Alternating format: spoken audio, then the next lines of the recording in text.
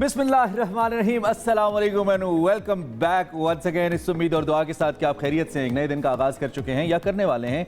दोनों सूरतों में हमारी नेक तमन्नाएं, बेस्ट विशेज़ आपके साथ है। To have a very good day. This is Imran Hasan, you watching सुबह से आगे। मेरा नाम आयशा यूसुफ है। मेरी तरफ से भी आपको बहुत बहुत खुश आमदीद। आई होप आप ठीक ठाक होंगे, खैरियत से होंगे और हमारे साथ भी मौजूद होंगे। दिन का आगाज़ जो है स्पेशली जुमेरात वाले दिन जब होता है तो थोड़ी थोड़ी जो दिल में खुशी है ना वो बढ़ना शुरू हो जाती है, क्योंकि वीकेंड बहुत करीब आना शुरू हो जाता है। वीकेंड को आपको पता है सबको इंतजार रहता है और इस तरह के वीकेंड्स जो हैं वो बड़े इंपॉर्टेंट भी होते हैं, स्पेशली जब आप जंग जीत कर एक वीकेंड की तरफ जा रहे हो, आपने फैमिली से भी मिलना होता है और फैमिली में बैठ के सारी बातें। आपकी फैमिली में यही बातें हो रही थी? अभी तक नहीं, पोस्ट जंग मुलाकात करने के लिए ये अच्छी मेमोरी बन जाएगी।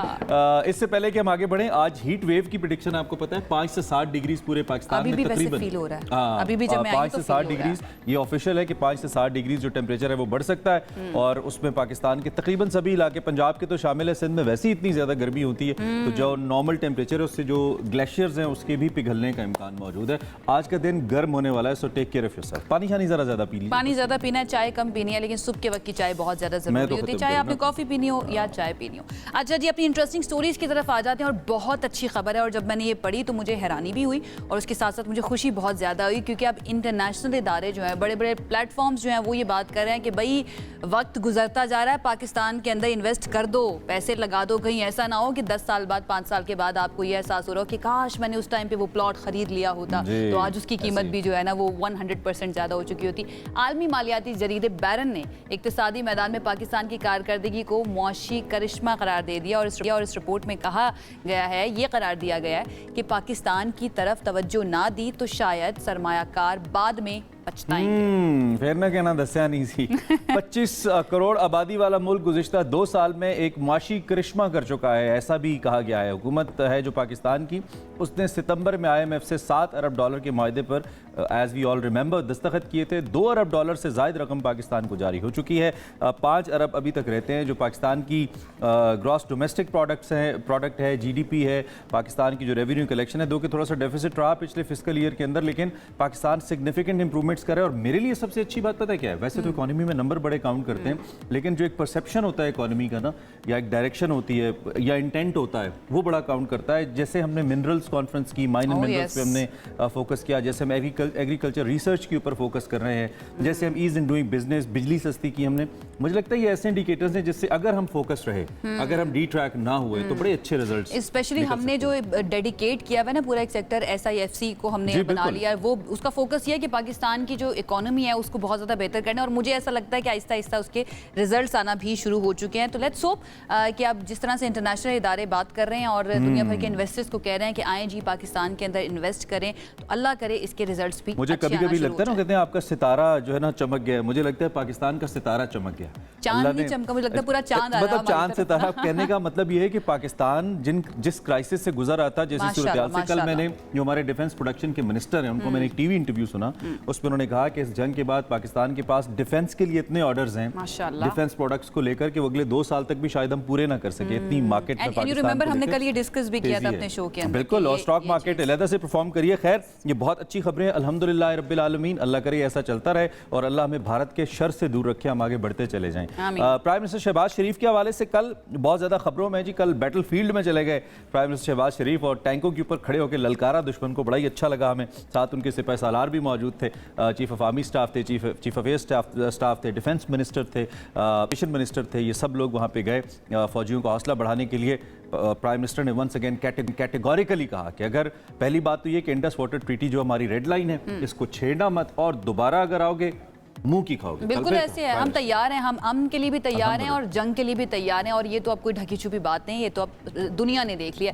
पसरूर कैंट के दौरे पर वो मौजूद थे और अफवाज पाकिस्तान के अफसरान और जवानों से भी उन्होंने खिताब किया और अपने खिताब के अंदर उन्होंने कहा कि पाकिस्तान ने जंग लड़ी और ऐसी जीती कि उस पर किताबें लिखी जाएंगी इंशाल्लाह। तीनों मुसल्लह अफवाज की क़यादत और जवानों को उन्होंने सलाम पेश किया और पाक फौज ने पाकिस्तान को दुश्मनों के शर से महफूज रखा है और दुश्मनों को उनकी जगह पर वापस पहुँचा दिया है। ये भी प्राइम मिनिस्टर की जानिब से कहा गया और उन्होंने कहा कि मोदी से कहने आया हूँ कि आग लगाने की बजाय आगे बढ़ने की बात करें और पाकिस्तान खित्ते में सिर्फ अमन चाहता है, लेकिन इस ख्वाहिश को कमज़ोरी ना समझा जाए। और ये तो पाकिस्तान का शुरू से ही मौक़िफ़ रहा है कि भाई हम अमन पसंद लोग हैं, हम अमन चाहते हैं, लेकिन इस ख्वाहिश को कमज़ोरी ना समझा जाए। इसके ऊपर हम थोड़ी सी ज़रा बात करेंगे। हम न्यूज़ की या किताबों की हद तक तो ये कहते रहते हैं ना, सेम पेज है, सिविल गवर्नमेंट और मिलिट्री गवर्नमेंट एक पेज पे है, लेकिन इस वक्त इस जंग ने खास तौर पे ये साबित किया है, जिस तरीके से हमारी सिविल गवर्नमेंट ने, हमारी गवर्नमेंट ने कॉम्प्लीमेंट किया मिलिट्री लीडरशिप को, और जिस तरह फिर मिलिट्री लीडरशिप ने कॉम्प्लीमेंट किया प्राइम मिनिस्टर के डिसीजंस को,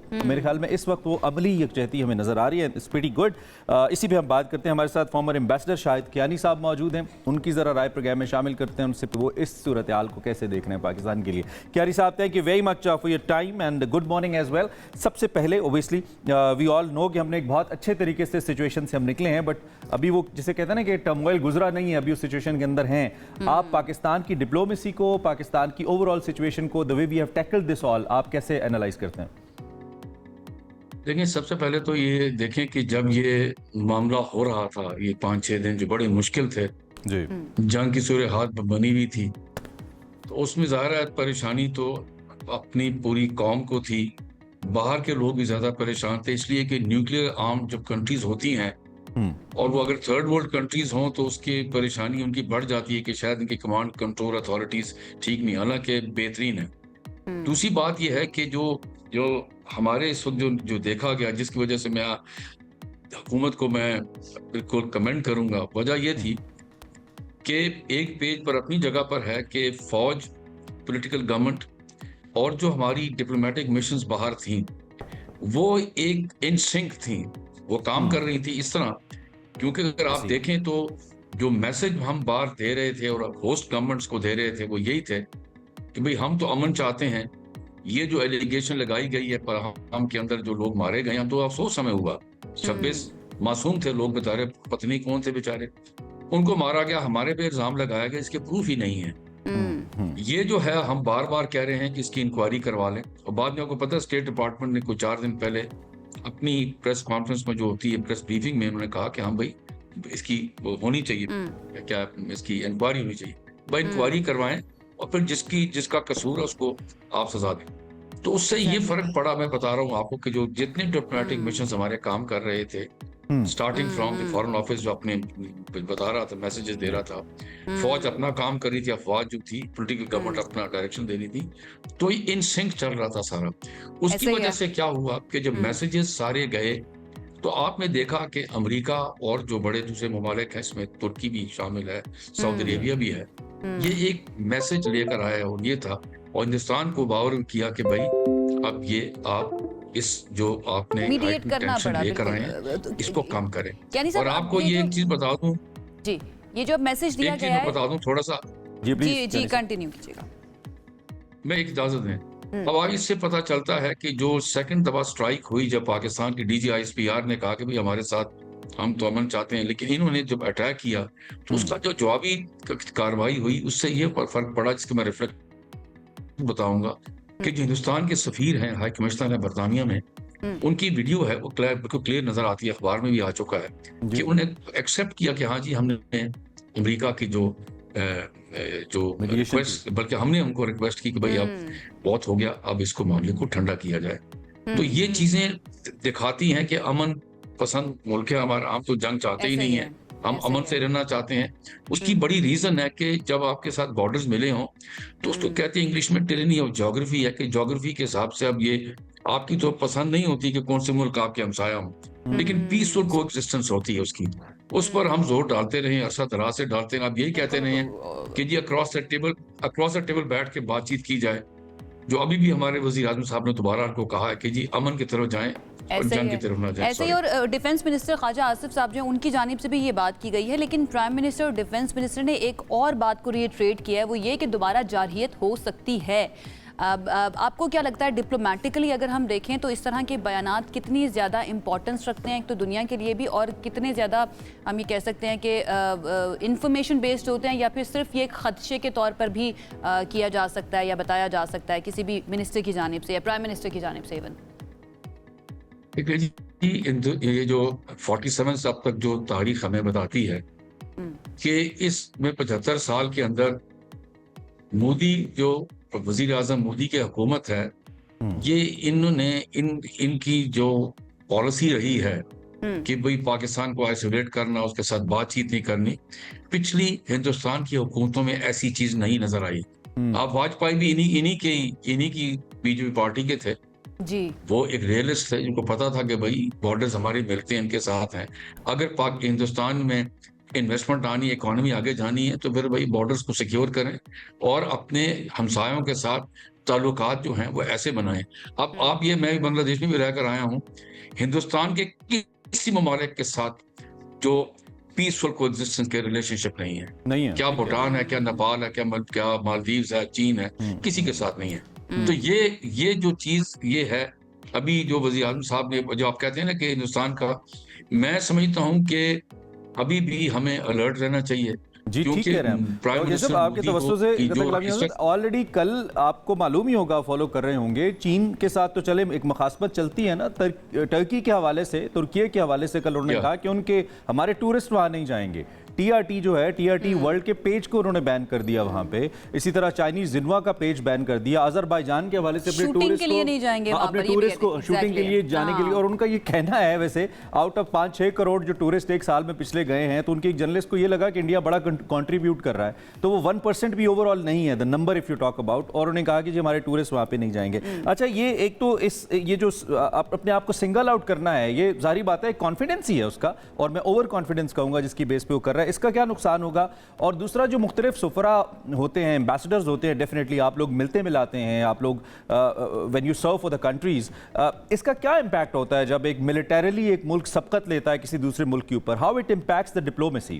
कैनी साहब जी, सबसे पहले तो मैं आपको बता दूं कि हिंदुस्तान ने जो सबसे बड़ा, मैं कहता हूँ, गलती की, और इनकी लीडरशिप ने स्पेशली, क्योंकि लीडर रहते हैं ना, अपनी इमेज को जो है डैमेज किया बड़ी बुरी तरह। उसकी वजह बताता हूँ क्यों। अब आप देखें ना कि यहाँ पर जो एक हिंदुस्तान की इकोनॉमिक जो एसिडेंसी है, उसकी टेक्नोलॉजिकल एडवांसमेंट सब कुछ है, वो अपनी जगह पर है, लेकिन अब इनको कौन मानेगा?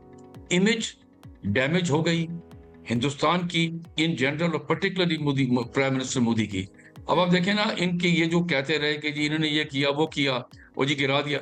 अब जो दूसरे ममालिक हैं, स्पेशली वेस्टर्न कंट्रीज हैं, वो जो दूसरी थर्ड वर्ल्ड कंट्रीज, वो क्या क्या करेंगी? क्या ये जो कह रहे हैं यह सही है? अब जो हमारे एम्बेसडर बाहर होते हैं, अब ये वहां पर तो ये जो है ना मिलना मिलाना, वो हम उसमें बड़े रेगुलर मिलते हैं, नेशनल डेज होते हैं, घरों में बुलाते हैं, बाहर को फंक्शन हो जाता है, उसमें मिलते हैं। फिर जो आपस में फिर वहीं से ही आप इंफॉर्मेशन भी गैदर करते हैं, रिपोर्ट भी करते हैं अपने मुल्कों को, भाई ये क्या हो रहा है। तो वहां कौन एक्सेप्ट करेगा कि ये जो हिंदुस्तान के जो सफीर, हालांकि उसका कोई कसूर नहीं है, जो कुछ वहां से दिल्ली से जो हो रहा है वो वहां पर उसको बताया जा रहा है, और जो हो रहा है, तो वो क्या उनको कौन मानेगा? क्या होस्ट गवर्नमेंट्स मानेंगी कि ये जो कह रहा है वो सही है? वो तो पहले कहेंगे जी पहले पता करा लो ये जो आप कह रहे हैं ठीक भी है कि नहीं। बहुत ज्यादा तो इमेज डैमेज हुई है हिंदुस्तान की, वो it will take a long time for it to recover। ज्ञानी साहब, आपकी मौजूदगी में, मैं क्योंकि आप बांग्लादेश में भी रहे हैं, तो मैं चाहूंगी कि इसके ऊपर भी आप कमेंट कर दें। इंडियन मीडिया इसको बहुत ज्यादा उठा रहा था। लालमोनीहाट बांग्लादेश के अंदर जो एयर बेस बनाने की बात हो रही है चाइना की तरफ से, उसकी कितनी ज्यादा सिग्निफिकेंस है? एंड देन उसके ऊपर कहा जा रहा है कि जो सब कॉन्ट्रैक्टर होंगे वो भी पाकिस्तानी होंगे, यानी इसहाक डार साहब और उनके साथ दीगर लोग जो गए थे बांग्लादेश के अंदर। व्हाट डू यू थिंक, इसका फ्यूचर आप क्या देख रहे हैं? भारत बहुत ज्यादा कंसर्न्ड है इस मामले में भी। मेरी बात तो ये है जी कि मैं सच बात कहूंगा कि मैंने ये पढ़ा तो जरूर है, और कि जी एयर बेस बना रहे हैं, अगर एज अ कॉन्ट्रैक्टर बना रहा है चाइना, दैट इज डिफरेंट। लेकिन अगर मेरा नहीं ख्याल कि चाइना अपनी ही एयर बेस वहां बनाएगा, ये मेरे लिए थोड़ा सा समझने से मैं कासिर हूँ। उनको as a contractor Chinese expertise होगी, वो तो बिल्कुल ठीक है, लेकिन इस इंग्लिश में कहते हैं बूट्स ऑन ग्राउंड, वो चाइना नहीं करेगा। लेकिन हो सकता है कि आप जो कह रहे हैं सही हो, राइट। अगर तो वो चाइना बना रहा है एज ए कॉन्ट्रैक्टर, टेंडर दिया हुआ है, और चाइना और इनको हेल्प कर रहा है, state of the art technology दे रहा है, दैट्स ओके। हमारा आपकी वैसे तो सभी कुछ, लेकिन टेक अवे ये है, द वे यू सेड कि जितना बड़ा ये डैमेज हुआ है, कोलेटरल डैमेज डिप्लोमेटिकली, भारत की डिप्लोमेसी को, उसकी सिफारती साख को जो नुकसान पहुंचा है, since senior diplomat you are saying कि इसको बहुत वक्त लगेगा to get it repaired. Thank you very much sir, आपने वक्त दिया, आप तशरीफ लाए, आपने अपना तजिया हमारे सामने, बहुत शुक्रिया मौजूद रहने के लिए। कल प्राइम मिनिस्टर ने वैसे कैटेगोरिकली 1971 का रेफरेंस भी दिया कि हमने उसका बदला ले लिया। ये जो भारत मुफ्ती बानी को ट्रेनिंग किसने दी थी, सवाल पूछा और इससे पहले कि हम इस टॉपिक से निकलें, एक मैं तहरीर पढ़ रहा था हमारे फॉर्मर एयर चीफ सोहेल अमान साहब की, उन्होंने लिखा कि पाकिस्तान के बारे में मशहूर था कि ये 10 दिन जंग नहीं लड़ सकता। इस 3 घंटे की वॉर ने साबित कर दिया कि पाकिस्तान 10 दिनों में भारत जैसे 10 मुल्कों को 10 बार तबाह कर सकता है। उसके लिए जरूरत ही नहीं है। बड़ा अच्छा लगा मुझे, सो आई थॉट टू कोट। बहुत अच्छा कि वो 3 घंटों के अंदर जितनी बड़ी जंग लड़ सकता है वो 10 दिन तक कोई और मुल्क नहीं लड़ सकता। बहरहाल जी, एक इंटरेस्टिंग स्टोरी आपको दे देते हैं ब्रेक पर जाने से पहले। आपको पता है कि भारत को धूल चटाई है और धूल चटाने वाले ऑपरेशन पर फिल्म का मुतालबा पाकिस्तान के अंदर जोर पकड़ता जा रहा है। AVM एयर वाइस मार्शल के किरदार के लिए नाम भी सामने आना शुरू हो चुके हैं और भारत को धूल चटाने वाले ऑपरेशन पर फिल्म के बारे में कहा जा रहा है बुनियानुल मरसूस के ऊपर फिल्म बनाई जाए और अब एयर वाइस मार्शल का किरदार निभाएगा कौन?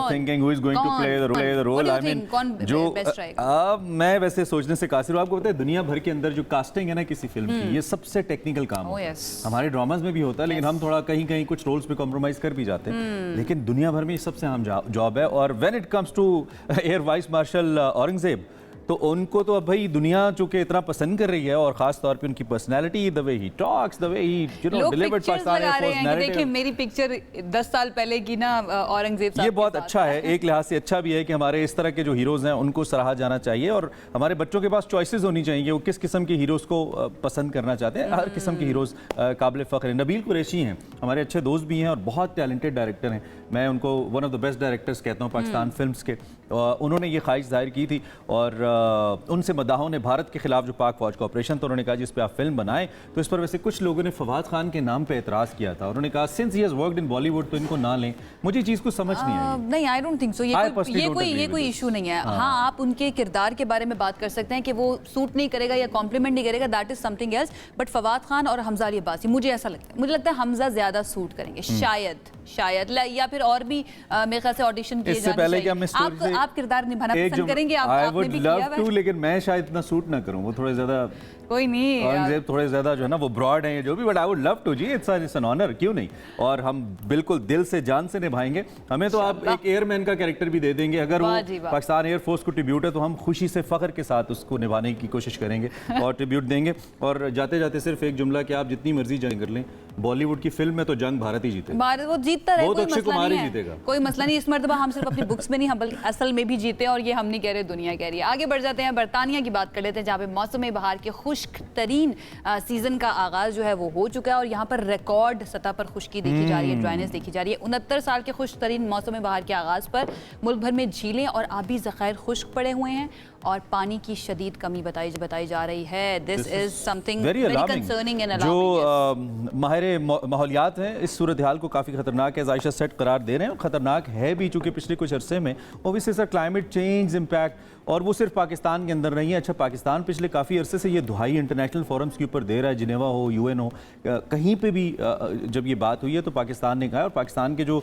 फॉर्मर प्राइम मिनिस्टर्स हैं खासतौर पे 2-3 टेन्योर्स के अंदर, they were all talking about it and this is very important कि हम इसको देखें कि इस वक्त क्लाइमेट, माहौल, ओवरऑल सिचुएशन किस तरह। हम छोटे होते थे तो ये कहा जाता था कि अब अगली जो जंगें होंगी ना वो पानी के ऊपर होंगी, और पहली जंग हमने देख भी ली। हमें नहीं पता था हमारे खित्ते के अंदर ही पहली जंग स्पेशली पानी से रिलेटेड होगी, इंडस वाटर ट्रीटी। आपको हमें नहीं लगता था कि हमारी जिंदगी में होगी, लेकिन all tribute to Narendra Modi, तब्दीली आ नहीं रही, तब्दीली आ चुकी है। क्लाइमेट चेंज के असर जो है ना वो आना, आगे बढ़े, ऐसे नारे नहीं लगाते, मतलब ये किसी के नाम के साथ मंसूब तो नहीं, आगे बढ़ जाते हैं। बरतानवी हुकूमत जो है वो बाज़ ममालिक के शहरियों के लिए वीज़े महदूद करने पर संजीदगी से गौर कर रही है। वो तमाम लोग जो बरतानिया जाना चाहते हैं उनके लिए ये इंपॉर्टेंट खबर है, गौर से सुनिएगा। इसका मकसद ये है कि उन अफराद की आमद पर काबू पाया जाए जो वीज़ा लेकर आते हैं और उसके बाद असाइलम की या फिर सियासी पनाह की दरख्वास्तें दे देते हैं। लोग विजिट वीज़े पर जाते हैं एंड देन वहाँ पर जाके कहते हैं हमारी ज़िंदगी को ख़तरा है या फिर उनको पॉलिटिकल असाइलम चाहिए होता है, तो उसकी वजह से बरतानवी गवर्नमेंट जो है ना उसकी वजह से कहा जा रहा है कि वो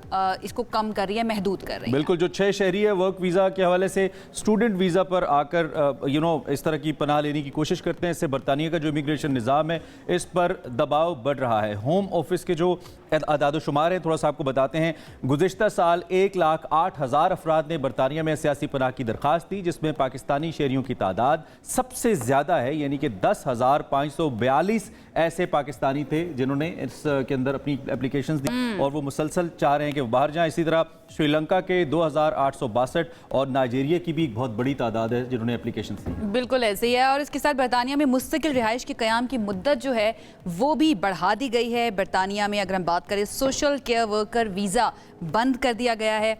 बैरून मुल्क से जो नई भर्तियां हैं उनके ऊपर भी अब पाबंदी लगा दी गई है। मुस्तकिल रिहाइश के लिए पहले क़याम की मुद्दत थी 5 साल, लेकिन अब उसको बढ़ाकर 10 साल कर दिया गया है। स्किल्ड वर्कर वीज़ा के लिए तालीम की सतह भी बढ़ा दी गई है और पोस्ट स्टडी वर्क वीज़ा की मुद्दत में कमी का ऐलान कर दिया गया है। बिल्कुल, अंग्रेजी ज़बान की महारत का मयार बढ़ा दिया गया है। स्किल्ड वर्कर वीज़ा के लिए अब कम से कम ग्रेजुएट सतह की तालीम दरकार। पोस्ट स्टडी वर्क वीज़ा की मुद्दत 18 माह कर दी गई है। अंग्रेजी ज़बान की महारत का मयार B1 से बढ़ाकर B2 कर दिया गया। बालिग ज़ेर कफ़ालत अफराद के लिए भी अंग्रेजी ज़बान का टेस्ट लाजमी करार दिया गया है। बैनुल-अक़वामी तलबा की फ़ीस पर 6% लेवी आयद कर दी गई है और बरतानिया में जुर्म में मुलव्वस अफराद को मुल्क बदर कर दिया जाएगा। ये भी बहुत बड़ी डेवलपमेंट है जो कि सामने आ रही है। वेरी स्ट्रिक्ट, ये पॉलिसीज बहुत स्ट्रिक्ट होने वाली हैं बरतानिया की। लेट्स सी जो तमाम लोग वहाँ पर मौजूद हैं वो अब क्या करते हैं उस सिलसिले में। उनको भी अपनी पॉलिसीज, कल भी आप इसके बारे में आई थिंक बात कर रहे थे कि ये काफ़ी चेंज कर रहा है यूके जो है अपनी पॉलिसीज। इस पर बात कर रहे थे। हमारे साथ इमिग्रेशन एक्सपर्ट फरहान फरानी मौजूद है और आई थिंक हमारे साथ मौजूद है इस वक्त। फरहान, आपको हमारी आवाज़ आ रही है? अस्सलाम वालेकुम एंड वेलकम टू सबसे आगे। जी अस्सलाम वालेकुम जी, क्या हाल है आपका? Thank you very much for joining us, Farhan. Of course, it's not a very good news for all the people who actually wanted to settle down. UK जाना चाहते थे और बहुत बड़ी तादाद है, हमें मालूम है। जो वहाँ पर हैं भी, जो वहाँ पे हैं obviously। तो क्या टेक है सर आपका इस सारी सूरत हाल के ऊपर? एक तो हमने कुछ इसके चीदा पॉइंट्स बताए हैं, टेक्निकली थोड़ा सा एक्सप्लेन करें। क्या जो लोग पहले रह रहे हैं वहाँ पे उनके लिए भी सूरत हाल खराब हो जाएगी? जो नए जाने वाले हैं उनके लिए क्या है? थोड़ा सा हमारे लिए खोलें इस टॉपिक को। पहली बात तो ये कि ये लॉ अभी इम्प्लीमेंट नहीं हुआ। ये एक वाइट पेपर है जो इंट्रोड्यूस हुआ है और वाइट पेपर के अंदर जो करंट लेबर गवर्नमेंट है उन्होंने अपनी पॉलिसीज को वाइट पेपर के अंदर डिस्क्राइब किया है। इसके बाद जो है वो एक बिल ड्राफ्ट होगा, बिल फिर हाउस ऑफ कॉमन्स में पेश होगा और उसके बाद फिर first reading, second reading, third reading होगी, फिर हाउस ऑफ लॉर्ड्स में जाएगा और फिर आगे से कानून का। इसके अंदर तकरीबन 3 to 6 मंथ्स का टाइम है। लेकिन ओवर आर्चिंग जो यहाँ की गवर्नमेंट की पॉलिसी है वो यही है कि जो भी इमिग्रेशन लॉज हैं वो यूके की इकोनॉमिक नीड्स को रिफ्लेक्ट करने चाहिए और इंटीग्रेशन इम्पोर्टेंट है इमिग्रेशन के अंदर।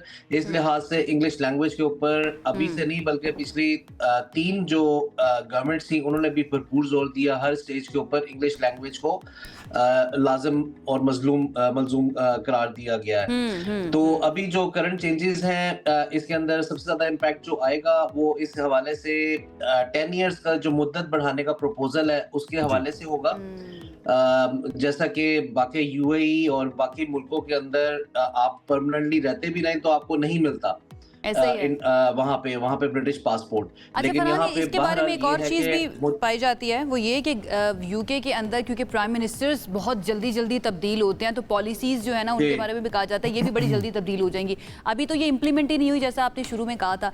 तो क्या वाकई में बहुत ज्यादा डरने की जरूरत है? क्योंकि ये वाली पॉसिबिलिटी तो फिर भी मौजूद है कि अगर प्राइम मिनिस्टर चेंज हो जाते हैं तो हो सकता है पॉलिसीज भी तब्दील हो जाएं। मैं थोड़ी उम्मीद देना चाह रही हूं तमाम लोगों को। At least we have got something common with UK. Prime minister बड़ी जल्दी चीज जी मैं समझता हूं घबराने की जरूरत नहीं है और उसकी वजह ये है कि बात प्रोफेशनलिज्म के ऊपर आ रही है। जो केयर वर्कर की बात कर रहे हैं तो कोविड के बाद एकदम से केयर वर्कर्स की जरूरत पड़ गई थी क्योंकि जब यूके के अंदर ब्रेक्जिट हुआ वहां से सारी चीजें चेंज हुई हैं। ब्रेक्जिट के बाद यूके यूरोपियन यूनियन से बाहर आ गया।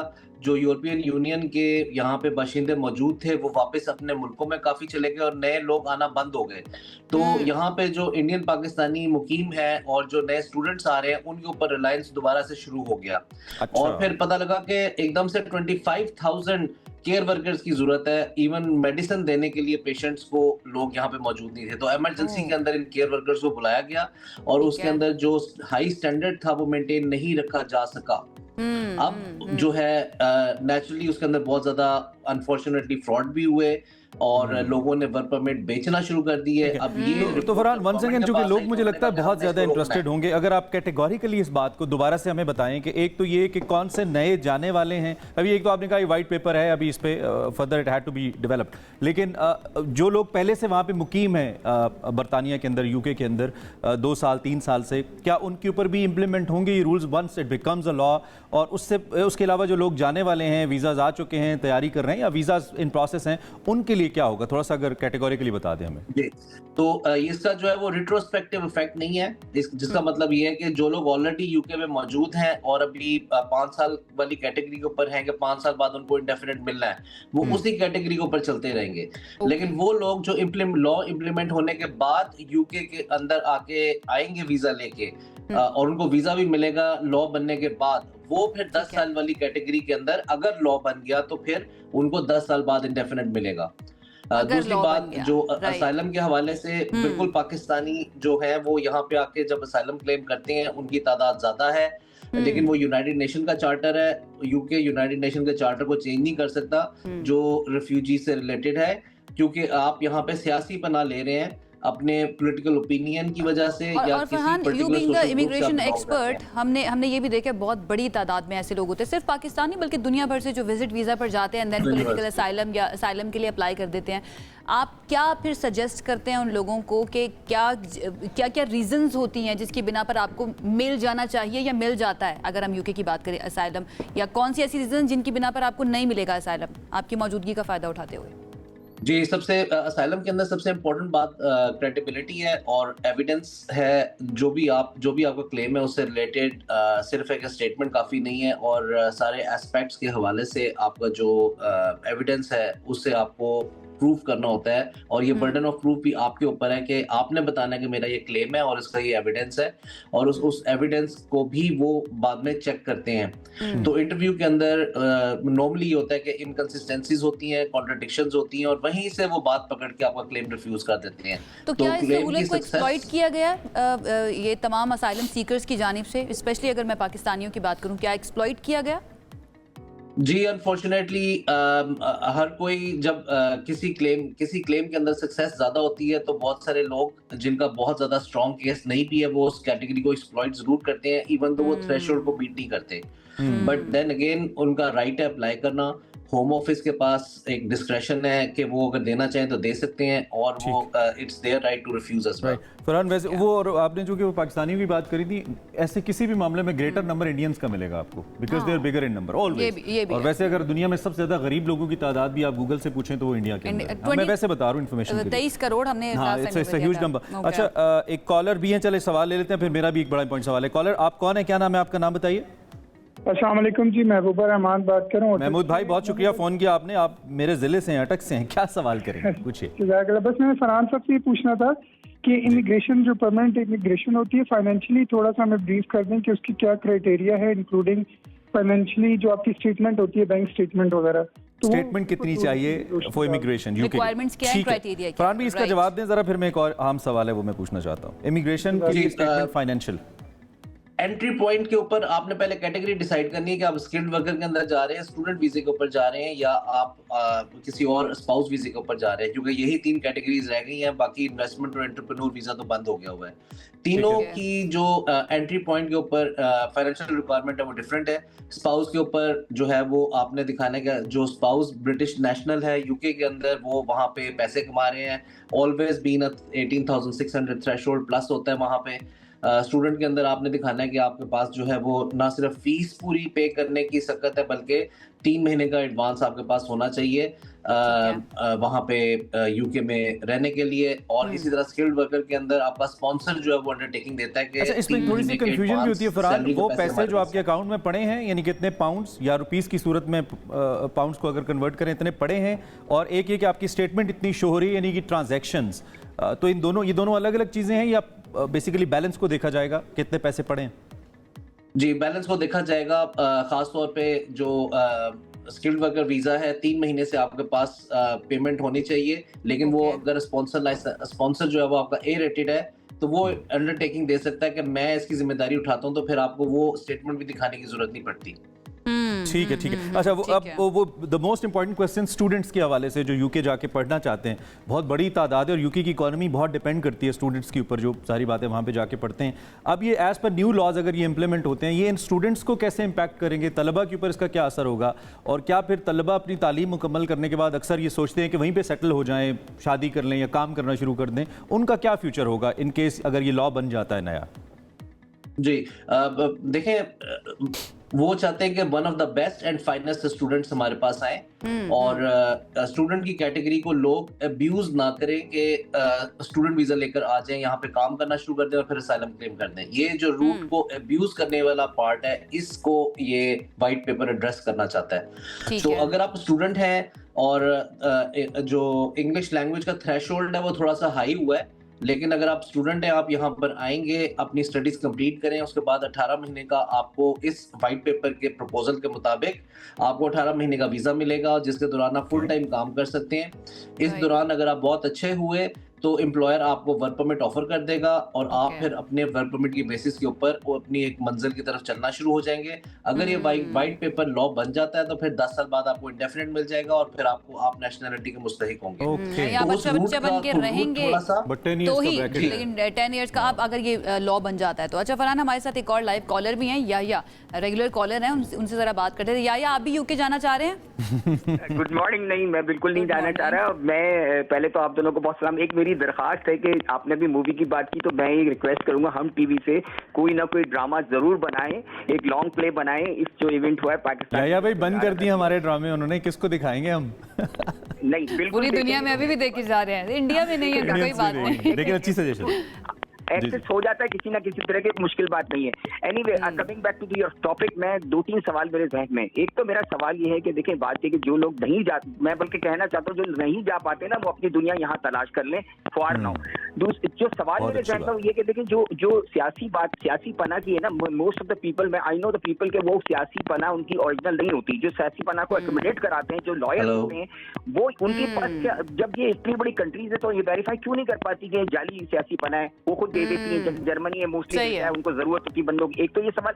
दूसरा सवाल ये कि जो आजकल हमारे जो ये इमिग्रेशन एक्सपर्ट हैं, वो बाज औकात जो है ना बच्चों को बहुत मिसगाइड कर रहे हैं। ठीक है, ये भाई कोई बहुत ही स्ट्रॉन्ग डिस्टॉर्शन है आपकी आवाज में। हम सॉरी, पीसीआर से बताया जा रहा है कि कॉल कंटिन्यू नहीं कर सकते, लेकिन आपका काफी हद तक मैसेज हम तक पहुंचा है। बिल्कुल अच्छी सजेशंस दी हैं या फरहान की तरफ मैं वापस जाना चाहूंगी। फरहान, एक चीज मैं जानना चाह रही हूँ, अब ये पॉलिसी चेंज की जो बात की जा रही है, या अगर लॉ बन जाता है तो इसका रीजन क्या सिर्फ और सिर्फ ये गलत तरीके से असाइलम सीख करना हो सकता है, या फिर इसके अलावा भी? क्योंकि ये भी खबरें आती हैं कि स्पेशली लंदन और यूके के अंदर थ्रेशोल्ड बहुत ज़्यादा है, जो पढ़ने के लिए बच्चे वहाँ पर जाते हैं एंड देन वो वहीं पर काम भी कर रहे होते हैं, और फिर एक्सप्लॉयटेशन भी हमें नज़र आ रही होती है, किस तरह से अथॉरिटी का भी गलत इस्तेमाल किया जा रहा होता है, फैसिलिटीज़ का भी गलत इस्तेमाल किया जा रहा होता है। क्या इन चीज़ों को देखकर भी ये पॉलिसीज़ तब्दील की जा रही हैं?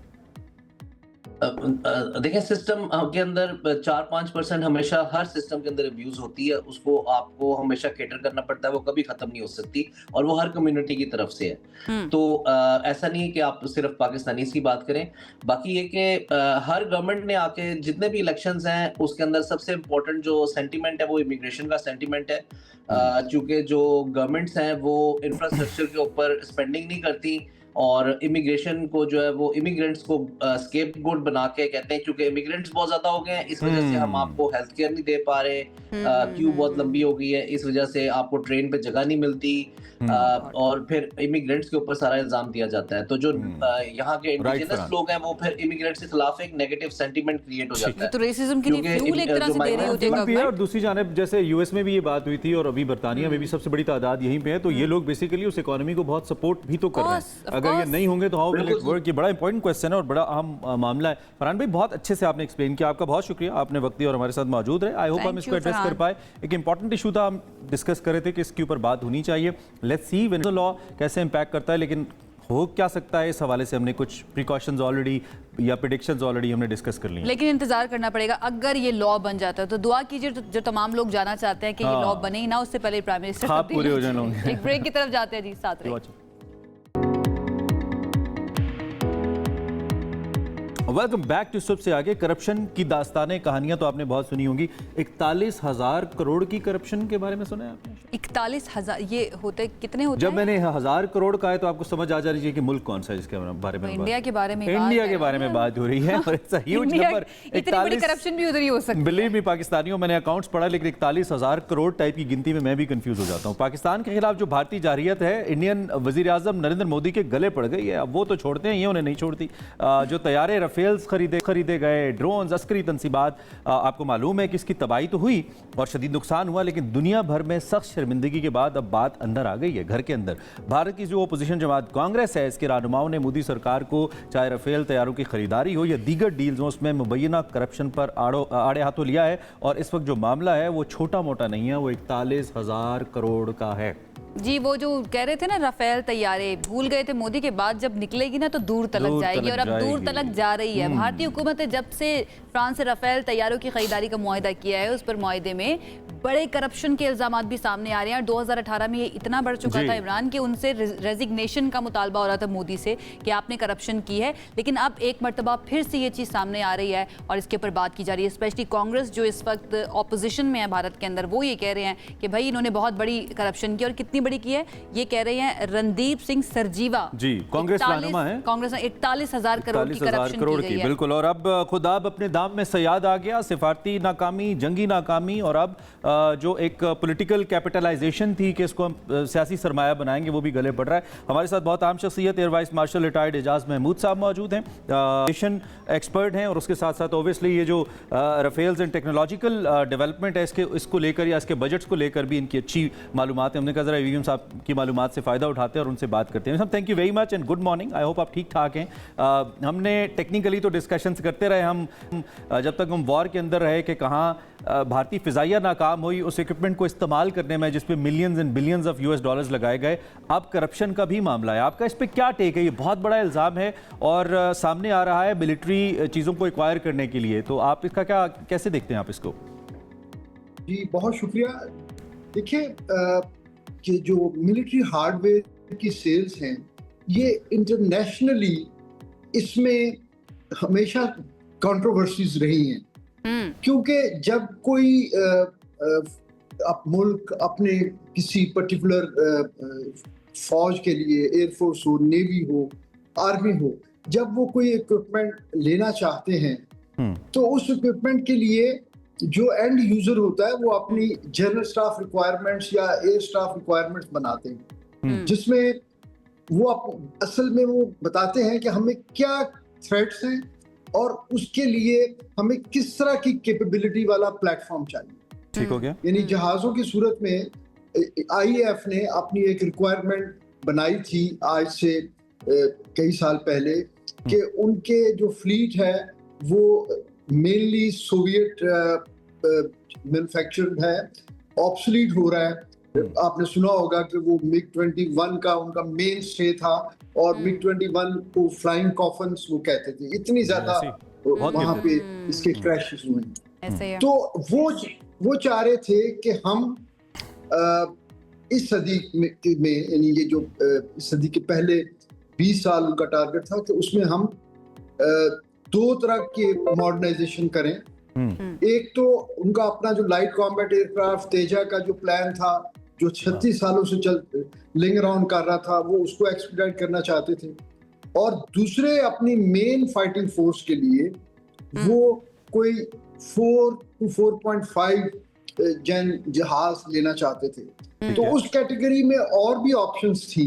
अच्छा। लेकिन फाइनल डिसीजन जो गवर्नमेंट ने उनकी लिया वो राफेल की तरफ लिया।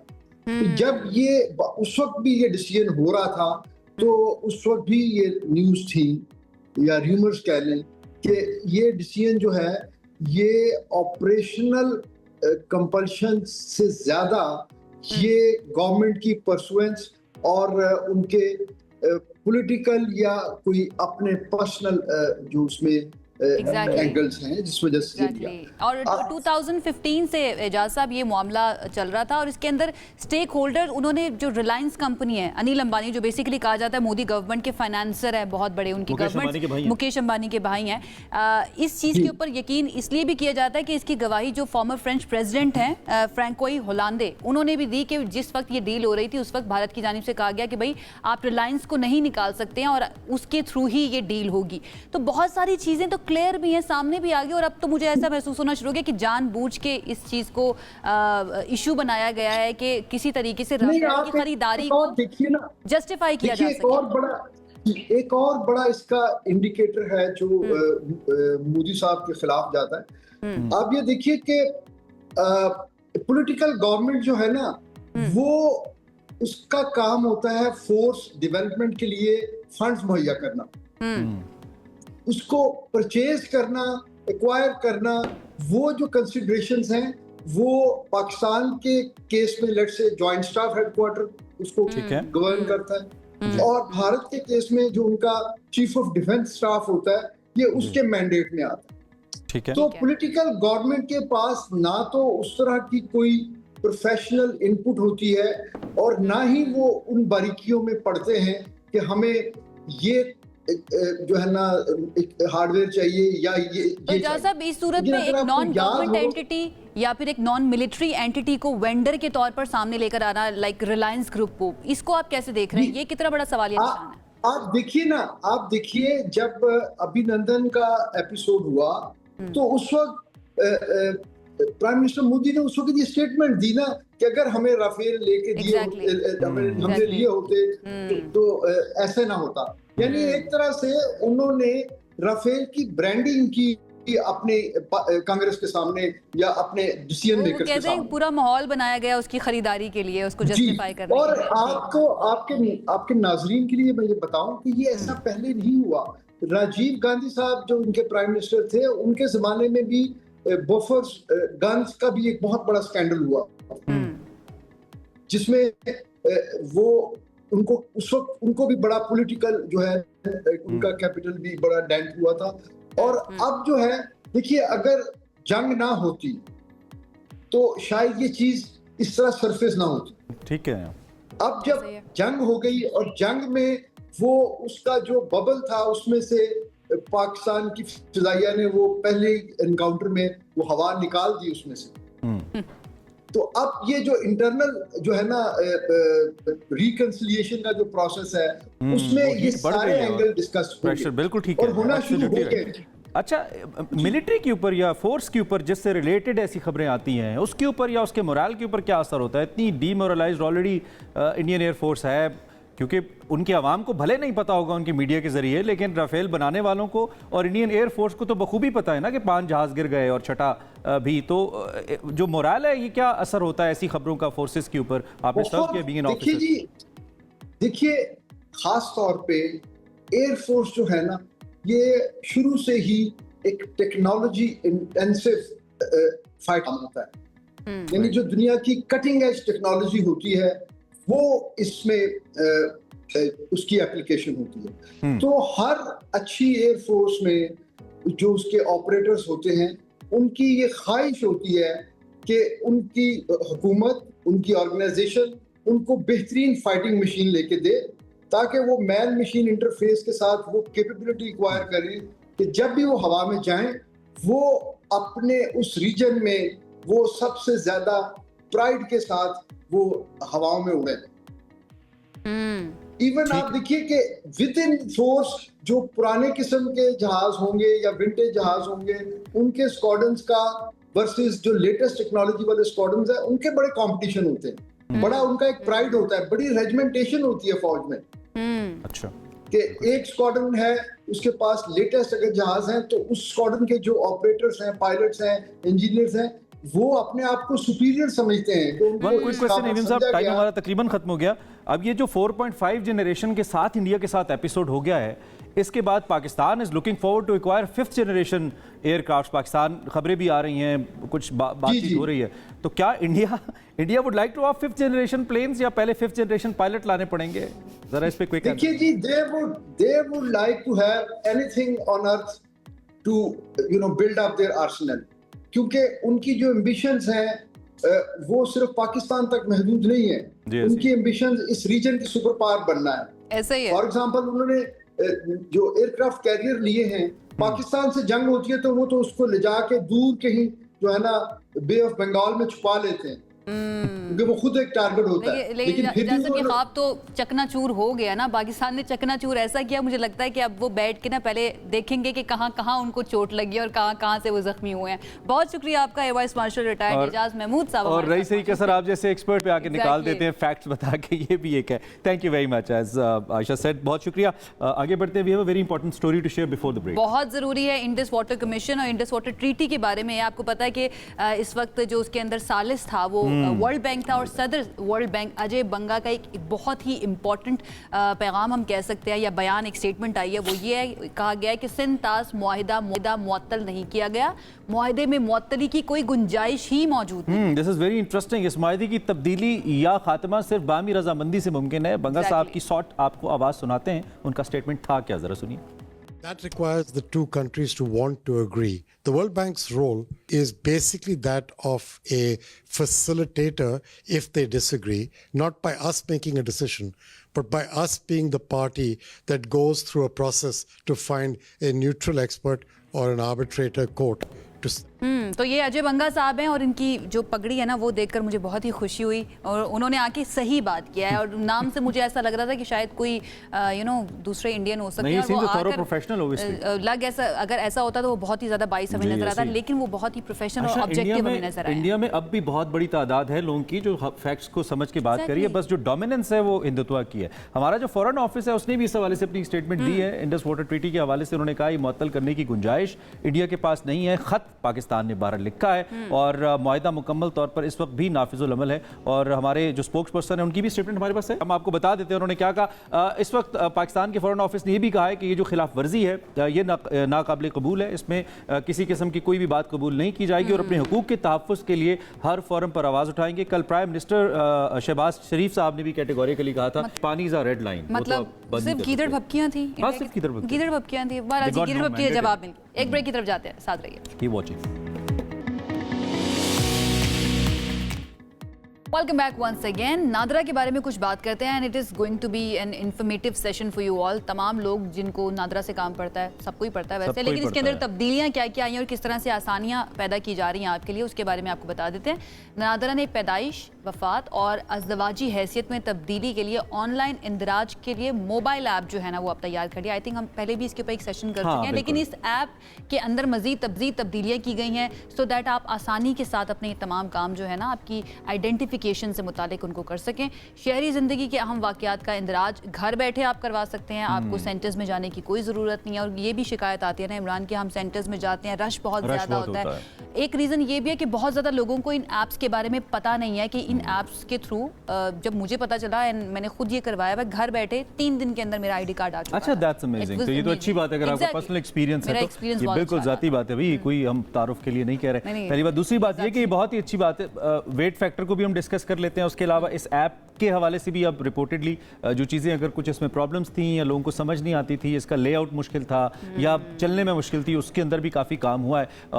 अब तमाम जो मामलात हैं वो इस ऐप के थ्रू हो रहे हैं। हमारे साथ सैयद शबाहत अली साहब मौजूद हैं क्योंकि स्पोक्स पर्सन नादरा हैं, तो हम उनसे ज़रा ये क्वेरी सारी डिस्कस कर लेते हैं और आपके मसाइल भी हल कर लेते हैं। आप हमें लाइव कॉल भी ऐसे कर सकते हैं इफ़ यू वांट। शबाहत भाई वेलकम, कैसे हैं आप? जी thank you very much, so glad to have you. और सबसे अच्छी बात नादरा की मुझे यही लगती है, बीइंग एक इदारे के तौर पे इंप्रूवमेंट्स आती रहती हैं, चीज़ें इनोवेटिव चीज़ें होती रहती हैं जो बहुत ज़रूरी हैं। इस ताज़ा तरीन डेवलपमेंट को लेकर क्या तफसीलात हैं, इस ऐप को लेकर क्या तफसीलात हैं? सबसे पहली बात यह है कि जो नादरा की मोबाइल एप्लीकेशन है इसके अंदर हमने बहुत सी अपग्रेड्स की हैं, ठीक है, और इसकी टेक्नोलॉजी को हमने मज़ीद इम्प्रूव किया है। इसके अंदर जो हमें प्रॉब्लम्स आ रहे थे, हमने बहैसियत एक इदारा उस पर काफ़ी रिसर्च की और फीडबैक लिया कस्टमर्स का। साल के तकरीबन 31-32 लाख कस्टमर हमें रीच आउट करते हैं विद देयर प्रॉब्लम्स। और उस प्रॉब्लम्स की बेसिस के ऊपर हमने इसमें बहुत से जो प्रॉब्लम्स आ रहे थे उनको दूर किया है। अब एप्लीकेशन में जो नादरा सेंटर से रिलेटेड सर्विसेज हैं, जैसे कि आपने अपना ज़ाती भी एक्सपीरियंस शेयर किया, वो तो बेहतर कर ही दी गई हैं। हम अब इससे अगली सतह पर जा रहे हैं और वो ये है कि जो रजिस्ट्रेशंस यूनियन काउंसिल में की जानी है, जैसे कि आपने बच्चे की बर्थ का इंदराज करना है, शादी का इंदराज करना है, किसी वफात का इंदराज करना है, उसके लिए भी हम अपनी एप्लीकेशन को तैयार कर रहे हैं। उसकी टेस्टिंग स्टेज पर हैं ये चीज़ें, और जैसे जैसे हमारे प्रोविंशियल गवर्नमेंट्स के साथ एग्रीमेंट्स फाइनलाइज होंगे, उनकी टाइमलाइंस करीब आएंगी, तो ये फिर इंशाल्लाह पब्लिक कर दी जाएगी। वन विंडो ऑपरेशन एक ऐप के थ्रू ये बन जाएगा, हम ये कह सकते हैं। वन विंडो ऑपरेशन जो आपका नादरा का ऑपरेशन है, वो तो ये एप्लीकेशन आपको 100% देती है, लेकिन कुछ इंदराजों के लिए आपको जाना पड़ता है यूनियन काउंसिल में भी।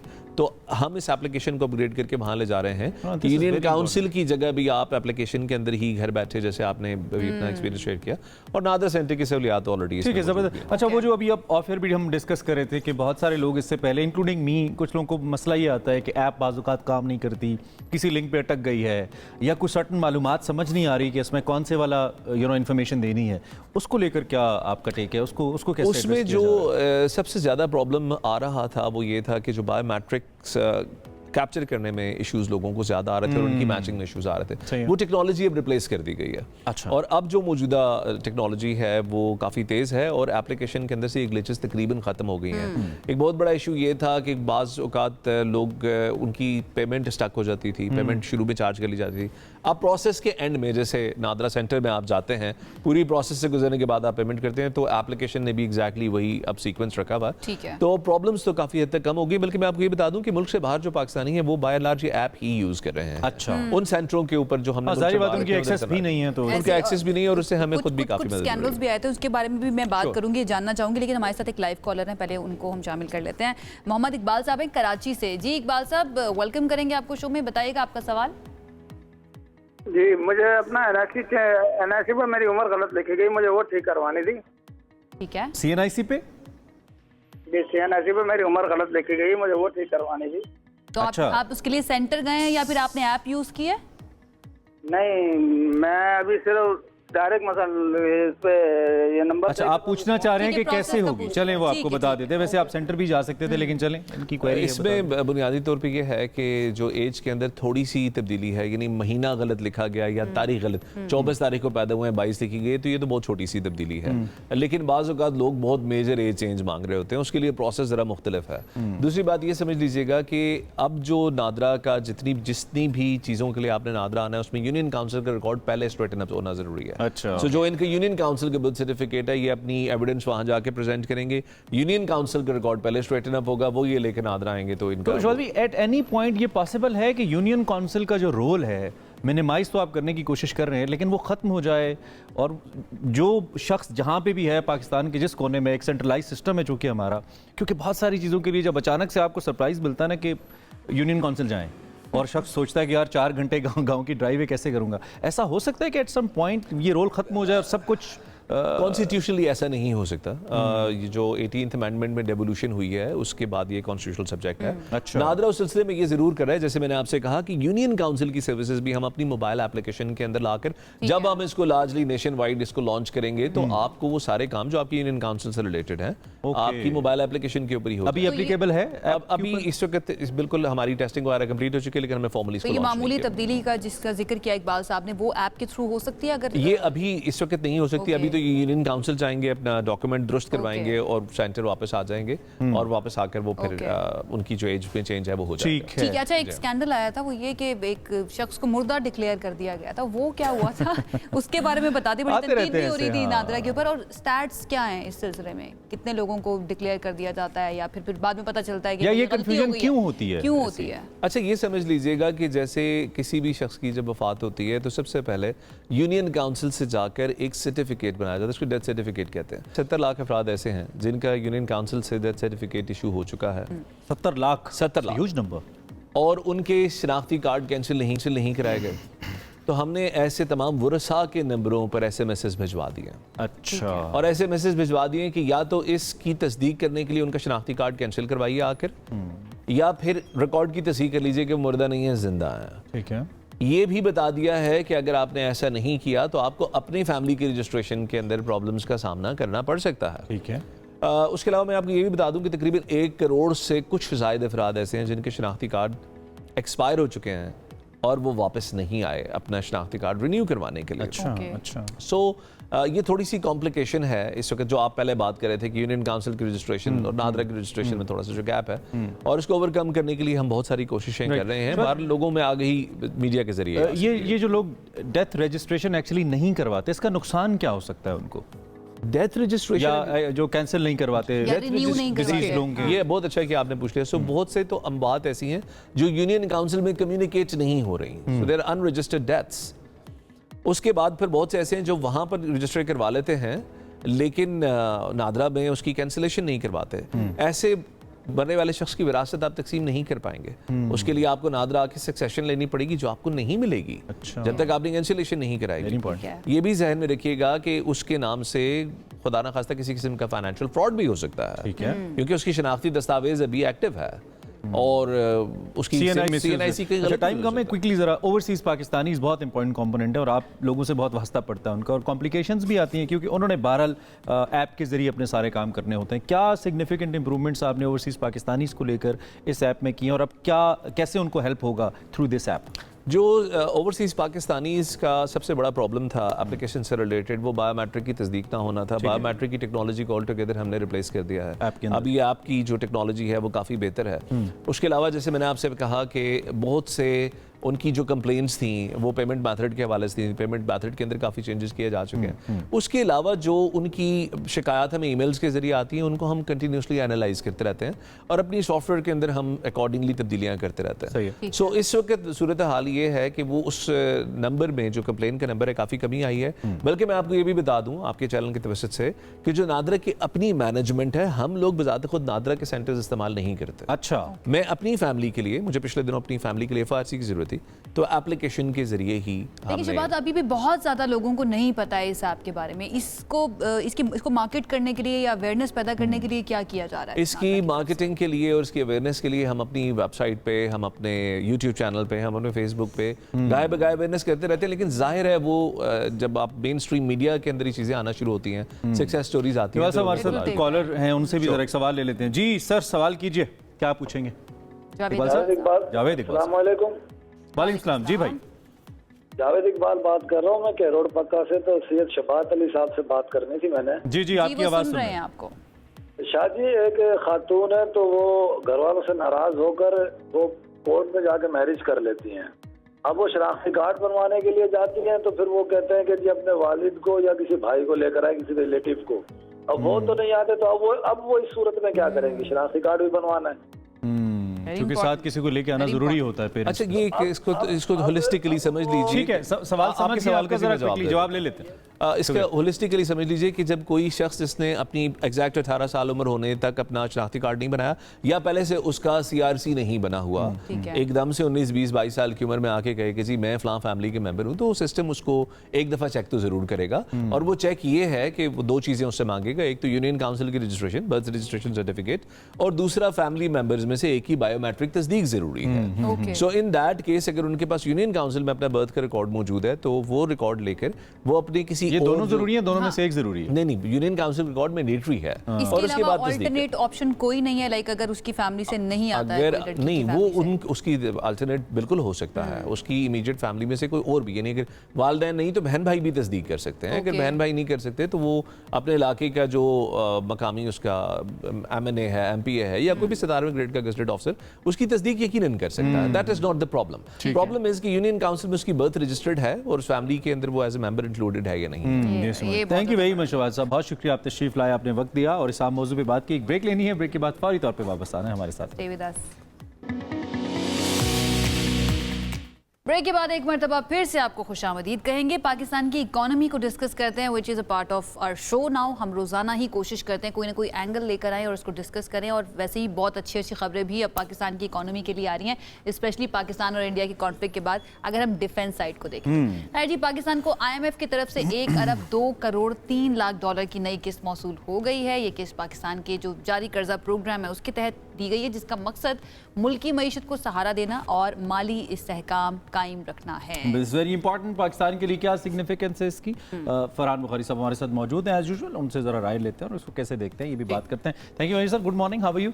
गुड, ठीक ठाक है, खैरियत से? कैसी खबर है ये पाकिस्तान के लिए, और ख़ासतौर पर जंग के दौरान पैसे अप्रूव होना और मिल जाना, कैसी खबर है? जी, और जंग के दौरान वो भी मरहला था जब हिंदुस्तान ने कोशिश की कि IMF कम से कम अपना फ़ैसला मौखर कर दे, लेकिन उन्हें नाकामी हुई। और इसकी वजह ये थी कि पाकिस्तान का जो केस जहाँ तक पहुँच गया था और पाकिस्तान की जो परफॉर्मेंस है उसको नज़रअंदाज नहीं किया जा सकता था।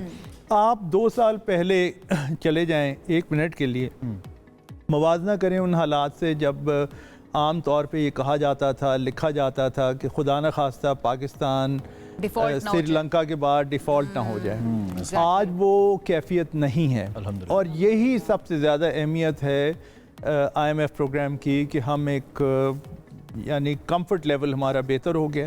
अब आगे हमें काम करना है और हमें इसे आगे लेके जाना है।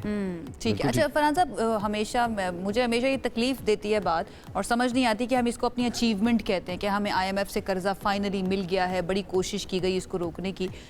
हम इस रास्ते पर हैं कि आगे जाकर हमें IMF की तरफ ना जाना पड़े और हमारा ये आखिरी प्रोग्राम हो IMF की तरफ जाने का? क्या हम उस रास्ते पर हैं अभी या नहीं? दिल्ली दूरस्त कभी कभी ख्याल आता है, लेकिन बहरहाल ये है कि हम जहाँ तक पहुँच गए हैं, वज़ीर आज़म का दावा ये है कि जी ये आखिरी प्रोग्राम होगा। ठीक है। क्योंकि ये पाकिस्तान की तारीख़ में कुछ 24वीं या 25वीं दफ़ा हम IMF के पास गए हैं, मजाक बन गया है। क्रॉनिक IMF पेशेंट कई लोग पाकिस्तान को कहते हैं, तो इसलिए इस कैफियत से निकलने की हमें ज़रूरत है। तो इस बीमारी की दवा क्या है? ऑपरेशन करना पड़ेगा? दवा ये है, बिल्कुल ऑपरेशन जो करना चाहिए था वो नहीं हुआ। बहरहाल अब बिल आखिर करना पड़ेगा।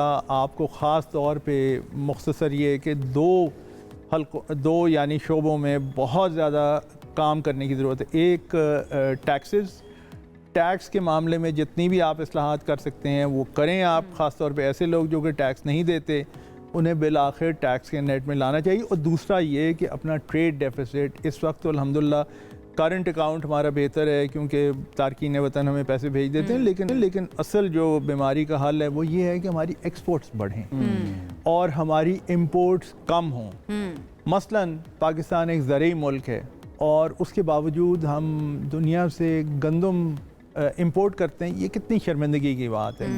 और भी अजनास में इसी किस्म की सूरत हाल है। और फिर कुछ चीज़ें तो ऐसी हो गई हैं, मसलन एक दफ़ा मैंने साउथ अफ्रीका से आई हुई खुबानी ऑफ सीज़न कराची में देखी, एक जगह पे 1600 रुपए पर किलो में बिक रही। अच्छा भाई, हमें क्या मुसीबत है? हमारी खुबानी और ऐसी बहुत बेहतर कमाल खुबानी, आपको तो पता है ये नॉर्दर्न एरियाज में जाएं फ्री खाएं। जी बिल्कुल, लिटरली हमने खुद कहते हैं बस दरख्तों को नुकसान ना पहुंचाएं, गार्डन में जाएं और फ्री खाएं। बहुत बेहतर, बाहर के मुकाबले में बहुत बेहतर। इसी तरह एक फल है जो कि आपने कभी नाम उसका सुना होगा, यहाँ का मकामी फल नहीं, जैक फ्रूट। अच्छा जी, जैक फ्रूट बाहर से आया हुआ, एक मार्केट में मैंने देखा 2400 रुपए का एक दाना। ओके, ये जो है उसको खा के सर क्या कोई एनर्जी आ जाती है? मुझे नहीं मालूम कि क्या आता है, लेकिन कोई पॉलिसीज हमारे पास मौजूद हैं कि इंपोर्ट हमने क्या करना है और क्या नहीं करना है? गवर्नमेंट का कोई होल्ड है इसके अंदर? मुझे पता नहीं है इस बारे में। देखिए, दूसरे ममालिक में तो ये भी हुआ है कि उन्होंने अपने हेल्थ और सैनिटेशन स्टैंडर्ड्स को ढाल बनाकर कई खाने पीने की अशिया, ख़ास तौर पे फलों वालों पे उन्होंने पाबंदियाँ इफेक्टिवली लगाई हैं। ठीक है। हमारे यहाँ मार्केट खुली हुई है, अगर गवर्नमेंट का कोई होल्ड है भी तो वो रियल लाइफ में आपको रोज़मर्रा की ज़िंदगी में नज़र नहीं आता। किया भी गया था, जैसे पेट फूड के ऊपर बहुत ज़्यादा उसको बैन किया गया था और फिर उस पर बड़ा बैकलैश भी आया था।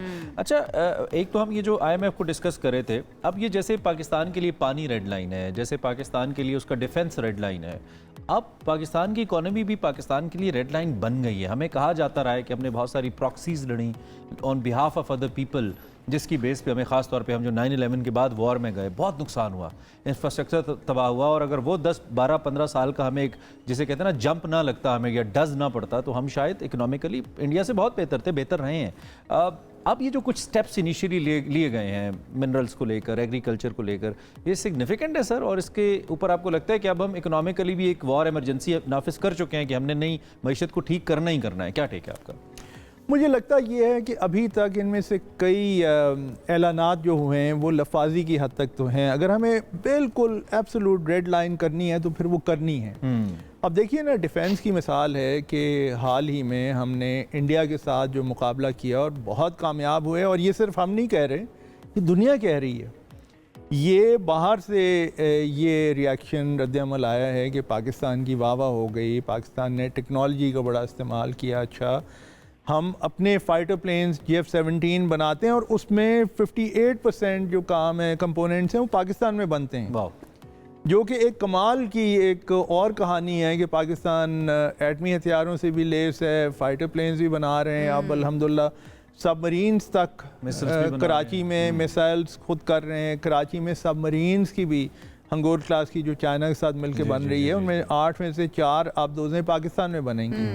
तो जब हम किसी चीज़ के पीछे पड़ जाते हैं तो फिर हम कामयाब होते हैं। सवाल ये है कि क्या इसके पीछे भी हम इसके पीछे तो वैसे पड़े हुए हैं, लेकिन नेगेटिव सेंस में मुझे लगता है ज़्यादा पड़े हुए थे, इसलिए ये हाल हो चुका है। अच्छा, बजट पेश किया जाना है जून के अंदर। आपको लगता है कि पाकिस्तान के पास या गवर्नमेंट के पास इतना फ्री होल्ड है कि अपनी मर्जी के मुताबिक जो पाकिस्तान के हक में पॉलिसीज़ हैं वो बना ली जाए, या फिर बहुत ज़्यादा असर होगा IMF का? और आयशा की तनख्वाह पे टैक्स कम हो जाएगा, ये भी आपको लगता है? खुदा करे कि हम सब की तीनों की तनख्वाहों पे टैक्स कम हो, लेकिन उसका देखिए जवाब ये है कि IMF की डायरेक्शन तो है, लेकिन IMF के साथ दुनिया भर में जब भी मुल्क मुज़ाकरात करते हैं तो वो एक जमा और तफरीक यानी बैलेंस शीट दे देते हैं। वो कहते हैं कि जी आपका फिस्कल डेफिसिट यहाँ पे होना चाहिए, यहाँ पे है, बहुत ज़्यादा है, अब आप हमें फार्मूला बताएं कि आप यहाँ तक कैसे पहुँचेंगे। वो फिर जो डिस्कशन होती है वो किसी हद तक उस मुल्क के ऊपर पाकिस्तान समेत मुनस्सिर है। हमें अपनी प्रायोरिटीज़ का फ़ैसला करने की ज़रूरत है। कई दफ़ा मुझे लगता है कि हम अभी भी जो मोटरवेज़ या ये फैंसी ट्रेन वगैरह का वो कर रहे हैं, ये सब के सब वो इरादे हैं जो कि हमें मौखर करने चाहिए। चंद साल बाद हो जाएगा, 5 से 10 साल बाद अगर इसके पीछे हम जाएंगे। बट IMF का लीश तो फिर भी मौजूद है पाकिस्तान की इकोनॉमी के ऊपर, इस वक्त है, लेकिन उस पेस में प्रायोरिटीज़, अपनी तरजीहात, वो हमें फैसला करना है। अच्छा, आज हमने प्रोग्राम में शुरू में एक रिपोर्ट भी शामिल की जिसमें आई बिलीव क्या बैरन था, डाउ जोन्स का वीकली फाइनेंशियल, हाँ, जिसने उनका मिनी मिरेकल इसको करार दिया। आप इसको कैसे देखते हैं? नहीं, देखिए, मिनी मिरेकल, अगर जैसे मैंने पहले अर्ज़ की कि अगर आप 2 साल से पहले का के अरसे का से मुवाजना करें, जब जिस शो में हम बैठे में इसी किस्म की टॉक शोज़ में बात होती थी रोज़मर्रा कि जी पाकिस्तान का खुदा न खास्ता डिफ़ॉल्ट होने वाला है, उससे तो हम निकल आए। तो वो एक मिनी मिरेकल तो है। और टॉप लेवल पे जैसे मैक्रो लेवल कहते हैं, वो चीज़ें बहुत बेहतर हुई हैं। उस किस्म का खौफ नहीं है जैसा इन्वेस्टर्स आ रहे हैं, स्टॉक मार्केट ग्रो कर रही है, तो इट मीन्स कि ट्रस्ट। अच्छा, एक बड़ा इंपॉर्टेंट सवाल है, ये हमें आम शहरी, आम पाकिस्तानी ही पूछते हैं कि ये चाइना इतना तरक्की याफ्ता मुल्क है कि उन्होंने अपने कस्बे भी कई डेवलप्ड मुल्कों के शहरों से बेहतर कर लिए हैं, छोटे टाउन्स भी। पाकिस्तान उस तरह से बेनिफिट माशी तौर पे चीन से नहीं कर सका, ऐसा कुछ पाकिस्तानी सोचते हैं। शायद हम बहुत बेहतर कोलैबोरेशंस कर सकते थे, जितने हम नेबरिंग कंट्रीज़ हैं, हम दोस्त अच्छे हैं, कॉन्फिडेंस है, ताउन है। क्या आप इस बात से मुत्तफिक हैं कि वो पोटेंशियल हम नहीं लेके आ पाए, और फ्यूचर हमें कैसे प्लान करना चाहिए कि चाइना से हम फर्दर बेनिफिट लें उसकी स्किल से, ताकि हमारा मुल्क भी डेवलप करे? देखिए, अभी तक तो वो पोटेंशियल नहीं लेके आए, लेकिन मुस्तकबिल हम अपने तौर पे अपने लिए बेहतर बना सकते हैं। जैसे मैंने अर्ज़ की, ये 2 शोबे हैं और चीन का भी यही है।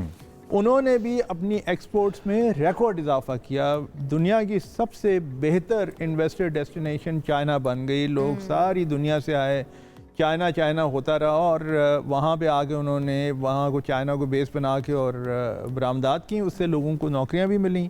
वहाँ पे हालात बहुत बेहतर हुए, गुर्बत बहुत ऐसे ही कम हुई। बेहतरीन इकोनॉमी मॉडल हमारे सामने है, उसको देखकर जो है अब किसी भी मुल्क की इकोनॉमी को बेहतर किया जा सकता था। ठीक है, बहुत शुक्रिया फरहान बुखारी साहब, थैंक यू वेरी मच। बहुत बहुत शुक्रिया। आपने सारी सिचुएशन, अहम बात यह है कि हमें करना चाहिए, हम कर सकते हैं अपनी इकोनॉमी का कोर्स जो है वो बेहतर, लेकिन क्या अभी तक किया नहीं गया, दिस इज़ द क्वेश्चन। वैसे इंटरनेशनल इदारे, बड़े बड़े प्लेटफॉर्म्स तो कह रहे हैं कि this is the right time to invest in Pakistan. कोई मुझे वो याद आ जाता है कि कोई भी प्रोजेक्ट आता है, this is the right time, इसके अंदर इन्वेस्ट कर लें। अभी भी मौका, बिटकॉइन बेच के शेयर्स ले लें किसी कंपनी के, and you will gain profit. मशवरा देता रहता हूं मैं, इस पे हम बात करते रहेंगे। Thank you. ब्रेक लेनी है हमें ब्रेक लेनी, आए वापस।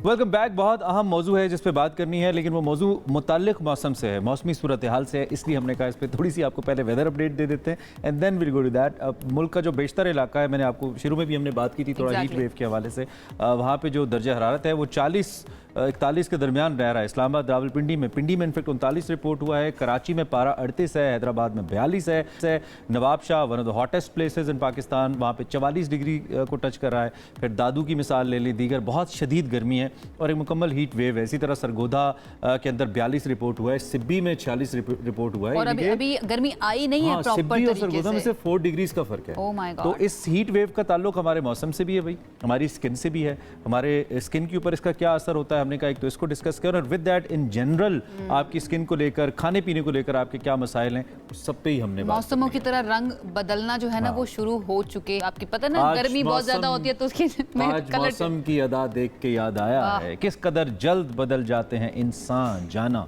फरासत। वाह क्या बात है। खैर जी, मुल्क में शदीद गर्मी है जिसका जिक्र कर दिया है इमरान ने। वक्फे से हीट वेव भी हमें नजर आ रही है। अब ऐसी सिचुएशन में हमें हेल्थ का तो ख्याल रखना ही होता है, लेकिन उसके साथ साथ अपनी स्किन का हमें बहुत ज़्यादा ख्याल रखना बहुत ज़रूरी है, जो अक्सर लोग इग्नोर कर देते हैं, उसके बारे में इतना ज़्यादा नहीं सोचते। स्पेशली अगर मैं मेल्स की बात करूँ, वो इतना नहीं सोचे। ख़वातीन फिर भी कोशिश करती हैं धूप से बचें और पसीने की वजह से या गर्मी की शिद्दत की वजह से स्किन के ऊपर जो इफेक्ट आता है उसको कंट्रोल करने की कोशिश करती हैं। लेकिन इससे अब बचा किस तरह से जा सकता है और मर्द हजरात जो हैं उनके लिए कितना ज्यादा जरूरी है अपनी स्किन का ख्याल रखना, खवातीन कैसे रख सकते हैं, इन सब चीजों पर बात करते हैं। हमारे साथ मौजूद है आज एक्सपर्ट, आपको पता है मौजूद होंगी, कंसल्टेंटोलॉजिस्ट हैं डॉक्टर हिरा खलील स्टूडियोज में मौजूद है, उनकी तरफ चलते हैं। Thank you so much doctor Hira, में ज्वाइन करने के लिए। कैसी हैं आप? क्या आपके ऊपर हीट वेव का कोई असर हुआ है क्या? थोड़ा सा देखिए, हीट वेव जब भी आती है हर किसी के ऊपर उसका इफेक्ट होता है, भले आप इंडोर हैं आप आउटडोर हैं। व्हेनेवर इट्स अबाउट गर्मियाँ, समर्स, स्वेटिंग, ह्यूमिडिटी बढ़ जाती है, आपका टेम्परेचर आउटसाइड बढ़ जाता है, उन सब से आपकी स्किन के ऊपर, आपकी बॉडी पे तो इफेक्ट डेफिनेटली आता ही आता है, लेकिन आपकी स्किन भी बहुत मुतासिर है। बुनियादी तौर पे क्या असरात होते हैं हीट वेव के या गर्मी जब शदीद हो जाती है, क्या असर हो सकता है आपकी स्किन पे? सबसे पहले तो हमारे पास जैसे हम ओपीडीज के अंदर इन्फेक्शन के रेट बहुत बढ़ जाते हैं। अच्छा। लोग फंगल इन्फेक्शंस के साथ, गर्मी दाने जिसको हम लोग कहते हैं, उसके साथ बहुत ज़्यादा बच्चे बड़े सब प्रेजेंट कर रहे होते हैं, क्योंकि लोग अपनी प्रॉपर प्रोटेक्शन नहीं लेते, लोग अपनी हाइड्रेशन का ख्याल नहीं रखते, लोग प्रॉपर वो कपड़े जो आपको प्रोटेक्शन के लिए इस्तेमाल करने चाहिए, सनस्क्रीन्स वगैरह, हर वो चीज़ जो आपको गर्मी के असर से बचा सकती है। जनरली हमारी पब्लिक बहुत ज़्यादा स्किन केयर की तरफ इंटरेस्टेड नहीं होती, उनको लगता है कि incline बेसिक नहीं है। प्रोटोकॉल्स जो हैं, स्पेशली जब धूप आपको पता है बहुत ज़्यादा बढ़ने लगी है, वो क्या हो सकते हैं, किन किन चीज़ों का ख्याल रखना है? सबसे पहले तो कोशिश करें कि जो पीक आवर्स होते हैं, जो आपके सुबह 11 से लेकर दोपहर 3 बजे का टाइम होता है, उसमें कोशिश करें कि अगर बहुत ज़्यादा ज़रूरत नहीं है तो आउटडोर ना जाएं। अगर आपको आउटडोर जाने की ज़रूरत है तो फुल स्लीव्स के कपड़े इस्तेमाल करें, हेड्स इस्तेमाल करें, सन ब्लॉक का इस्तेमाल करें, अपनी हाइड्रेशन अच्छी रखें ताकि कम से कम आपको वो हीट वेव्स डैमेज करें। तो आजकल जो आपके पास लोग आते हैं, पेशेंट्स आते हैं या क्लाइंट्स आते हैं, वो किस किस्म के इश्यूज के साथ आ रहे हैं आजकल? ज़्यादा कॉमन क्या है? कॉमन जो जिसको हम अपनी ज़ुबान में मलेरिया कहते हैं और एक जनरल पब्लिक में हम उसको यूज़ करते हैं गर्मी दाने। अच्छा। स्वेटिंग्स की वजह से बेसिकली समर्स में क्या होता है, आपके ऑयल ग्लैंड की प्रोडक्शन की जो ऑयल सिक्रीशन है वो भी बढ़ जाती है, आपकी स्वेट ग्लैंड्स बहुत ज़्यादा हाइपर एक्टिव हो जाता है। तो जब आपके बहुत ज़्यादा सीबम प्रोड्यूस होना स्टार्ट होता है तो जो आपके ग्लैंड्स होते हैं वो ब्लॉक हो जाते हैं, उसकी वजह से स्वेटिंग के साथ वो आपको दाने छोटे छोटे इची होता है बहुत ज़्यादा।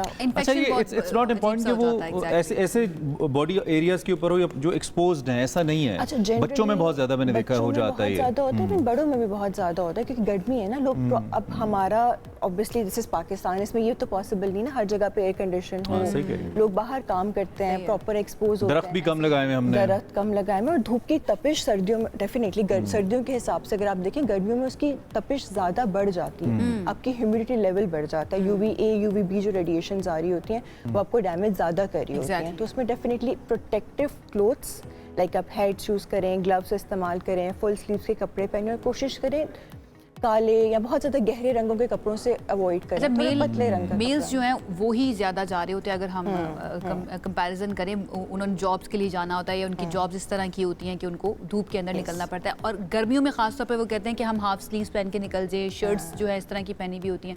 तो एक तो मुझे स्किन का फ़र्क भी बता दीजिएगा कि वो ज़्यादा मुझे लगता है कि थिक स्किन होती है मर्द हज़रात की, वो बर्दाश्त ज़्यादा कर लेती है, और अगर आप नहीं पहन रहे हैं, प्रोटेक्टिव कपड़े नहीं पहन रहे हैं, प्रोटेक्टिव शील्ड्स नहीं यूज़ कर रहे हैं, तो उसका क्या नुकसान हो सकता है? डेफिनेटली कि अगर आप प्रॉपर प्रोटेक्शन नहीं ले रहे हैं तो आपकी स्किन की पिगमेंटेशन आना भी शुरू हो जाती है। जैसे आप लोग देखेंगे जो लोग हाफ स्लीव्स पहनते हैं उनका जो एक्सपोज्ड एरिया होता है उसकी रंगत में और जो कवर्ड एरिया होता है उसकी रंगत में एक प्रॉपर लाइन ऑफ डिमार्केशन बनी हुई होती है।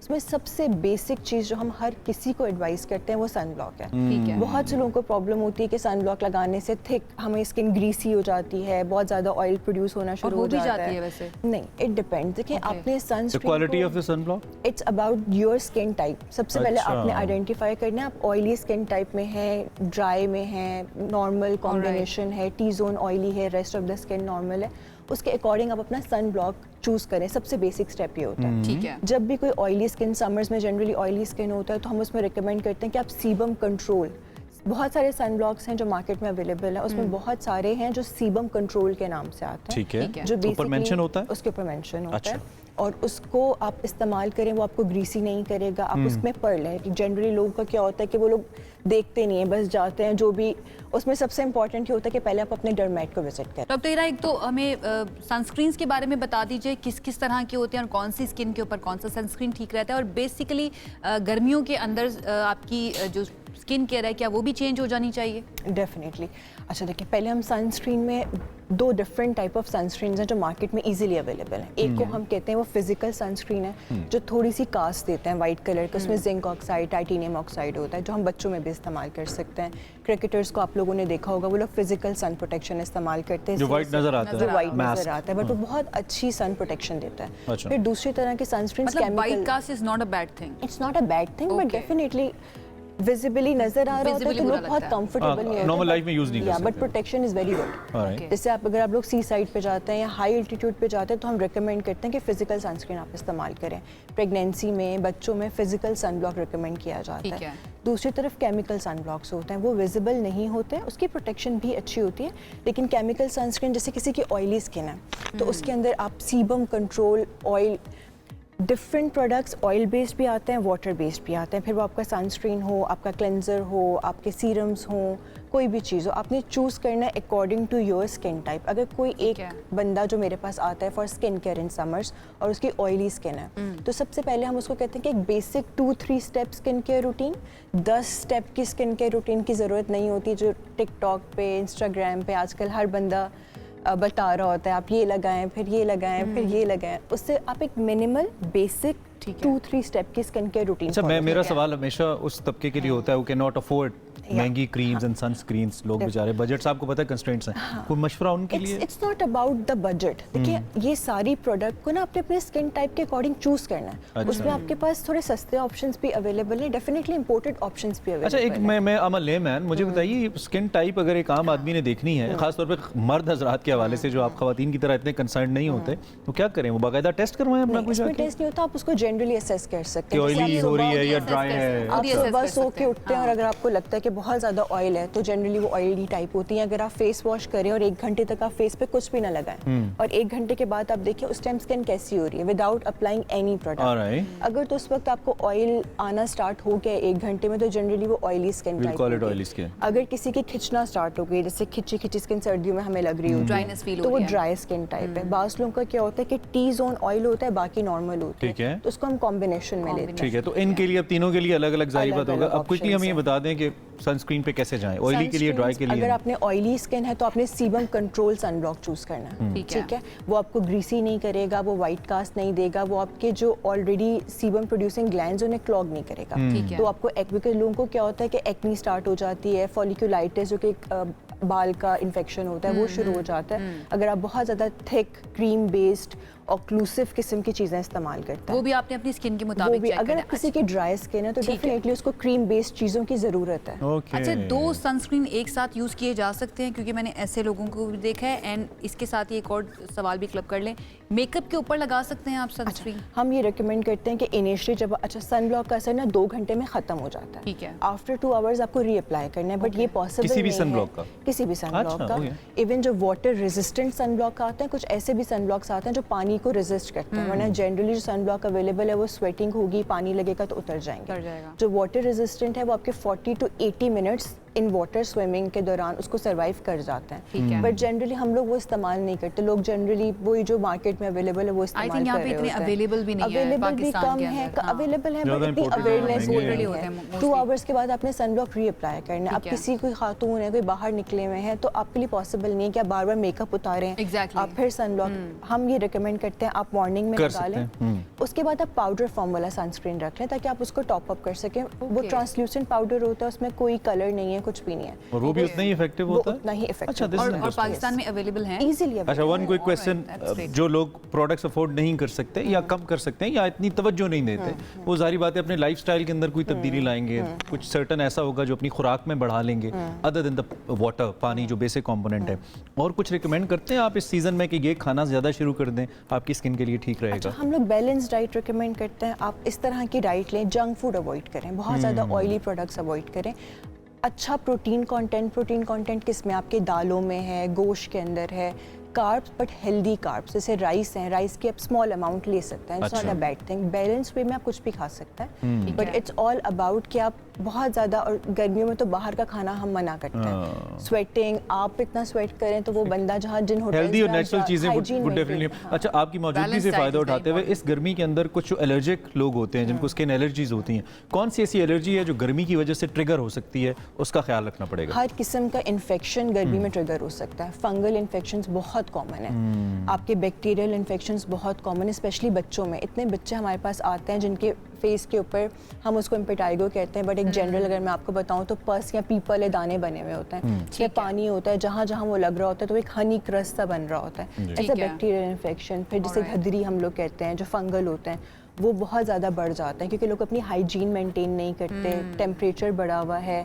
ऊपर से प्रोटेक्टिव कवरिंग, अगर सपोज आपने कपड़े हम कहते हैं कॉटन एरी कपड़े इस्तेमाल करें, लोग वही रूटीन में वही रेशमी कपड़े, इस तरह की चीज़ें वो हम मना करते हैं। आप वो इस्तेमाल करें जो एरी हो, आपकी बॉडी को प्रॉपर मतलब बैलेंस डाइट और आप प्रॉपर एहतियात करके बच सकते हैं इन सारे मसलों से। ठीक है, इन द एंड आप दादी कोई भी आपसे कांटेक्ट करना चाहे, कहाँ पर आप होती हैं? और अच्छा, मैं जनरली तो मॉर्निंग में ओपीडी भी करती हूँ THQ में, उसके अलावा इवनिंग में क्लिनिक है F7 में, दी एस्थेटिक क्लिनिक के नाम से, वहाँ पर आके विजिट कर सकते हैं। अपनी सारी हम न्यूज़ को देख के आएगा तो उसे थोड़ा डिस्काउंट वगैरह कीजिएगा, ठीक है? On a light note, thank you very much यार, सो प्लेजर मीटिंग यू, बहुत शुक्रिया। हमने हर लिहाज से बात कर ली है, हमने टेक्निकल एस्पेक्ट्स भी डिस्कस कर लिए हैं कि वो क्या है, और जाहिर बात है इलाज को भी डिस्कस किया, और with that natural veg lifestyle से मुझे तो एक चीज़ समझ आती है कि आपकी हेल्थ का कोई भी मसला है ना, आप बैलेंस डाइट करेंगे, अपना ये बाहर का खाना पीना छोड़ेंगे, अपनी हाइड्रेशन को अच्छे रखेंगे, आजकल बहुत अच्छा है, ईट वाटरमेलन, बहुत ज़रूरी। ऊपर से पानी नहीं पीना फिर खराब हो जाएगा। प्रोग्राम का वक्त खत्म हो गया, उम्मीद है आप आज भी हमारे साथ जितनी देर रहे हमने आपको ज़्यादा बोर वोर नहीं किया होगा, अच्छा इन्फॉर्मेटिव रहा। इंशाल्लाह कल मिलेंगे, सोशल मीडिया पे अपना फीडबैक दीजिए और कल हमारे दोबारा आने तक हमारा इंतजार कीजिए। अल्लाह हाफिज़।